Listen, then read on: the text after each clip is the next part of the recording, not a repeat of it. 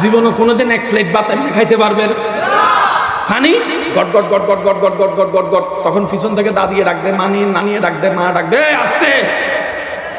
ইমাম হুসাইন যখন বলে আমি বুকে টানবো, সাথে সাথে সাথীরা বলে আমিও রাজি, আমিও রাজি, আমিও রাজি, আমিও রাজি, আমিও রাজি। ইমাম হুসাইন বলে, ও সাথীরা, 2 ঘন্টার পানির তৃষ্ণাটা সইয়ে নে, যাতে হাসরের ময়দানে আমার নবীর তৃষ্ণার্ত উম্মতের পক্ষ হয়ে রবের কাছে হৌজে কাউসারের জন্য সুপারিশ করতে পারে।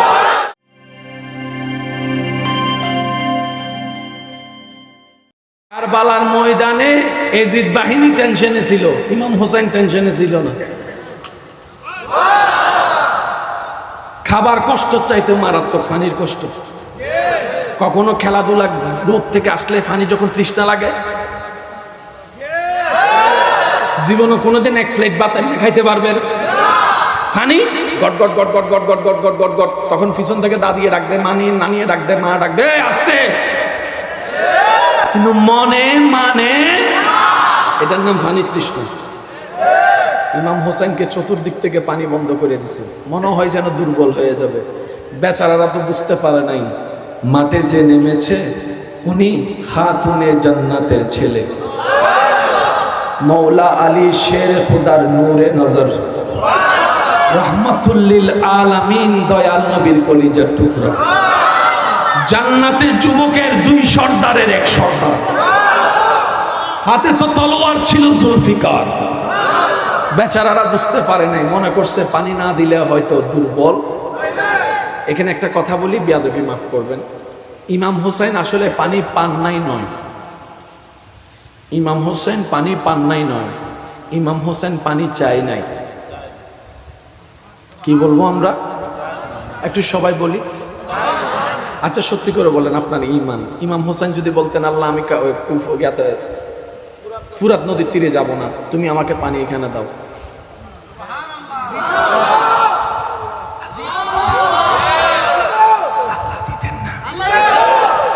শুনি নে।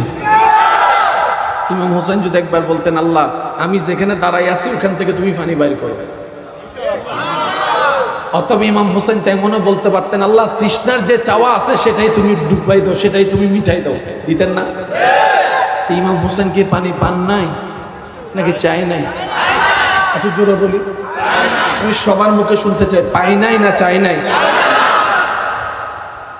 ইমাম হোসেন পানি চাই নাই। পান নাই বললে শানের সাথে মিলবে না, কারণ ইমাম হুসাইনের আওলাদের আওলাদের আওলাদের আওলাদের আওলাদের আওলাদের আওলাদের আওলাদ আল্লাহর হুকুমে হিন্দুস্তানের জমিনে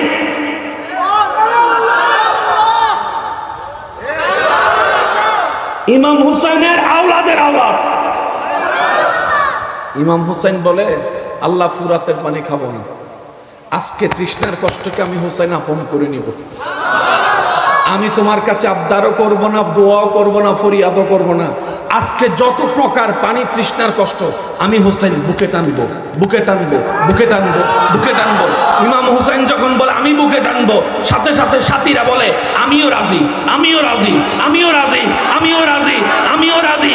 ইমাম হুসাইন বলে, ও সাথীরা, 2 ঘন্টার পানির তৃষ্ণাটা সইয়ে নে, যাতে হাসরের ময়দানে আমার নবীর তৃষ্ণার্ত উম্মতের পক্ষ হয়ে রবের কাছে হৌজে কাউসারের জন্য সুপারিশ করতে পারে।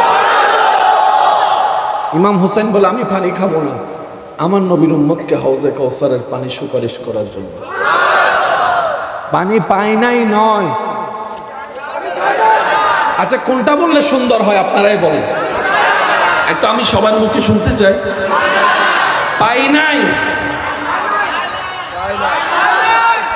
আর একটু বলি, আশেক যারা তাদের জন্য, ইমাম হুসাইন পানি না পেয়ে, পানি না খেয়ে ইমাম হুসাইনের কষ্ট হয়েছে বিষয়টা তা না, বরংস ফুরাত নদী আফসোস করতেছে। সুবহানাল্লাহ, একটু বলি না, আমি পানি পাই নাই আফসোস আমার। আরেকটা হচ্ছে যে পানি আমাকে খাওয়ার জন্য, আমাকে দেওয়ার জন্য পানি নিজে আফসোস করা বেশ কম আছে। ইমাম হুসাইনের আফসোস নাই যে হাতে পানি লাগে নাই, বরং ফুরাত নদী আফসোস করতেছে, আল্লাহ সাইয়্যিদুশ শাবাব আহলিল জান্নাত হাত কেন আমার বুকে লাগে নাই। প্রেমের কথা ভিন্ন জিনিস। আল্লাহ আমাদেরকে একটু বুঝার তৌফিক দান করে।